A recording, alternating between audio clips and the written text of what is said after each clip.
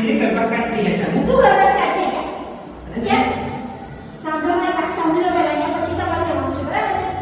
તો એ છે ને બધી છોકરીઓની જોડે વચ્ચે ગરબા રમવા નહીં નીકળી જવાનું. આ તારી રામલીલાનો લોટ છે ને, રણવીરસિંહ બહુ બનવા જાય છે ને, રામલીલા સુધી ઊંધી કાઢી કાઢે છે. કઈ જોડે છે? આપણે રમવા જેવું છે? મેં કીધું ને મારી સાથે હાથ પકડીને જ રમવાનું છે ને મારી જોડે જ રમવાનું છે. આ તો જોડે જ રમશું ને. ના, હાથ છોડવા નથી માંગતો. કઈ છે કે બધા છોકરીઓ વચ્ચે જઈને ઊભો રહી જાય છે ને પછી અરે એ બધું મારી જોડે રમવા આવે. નથી રમવા જવું. મેં સામેવાળાને લુક આપ્યો છે ને તો સીધું સીધું રમજે મારી જોડે. ઓકે? હા ચાલ તો કરી.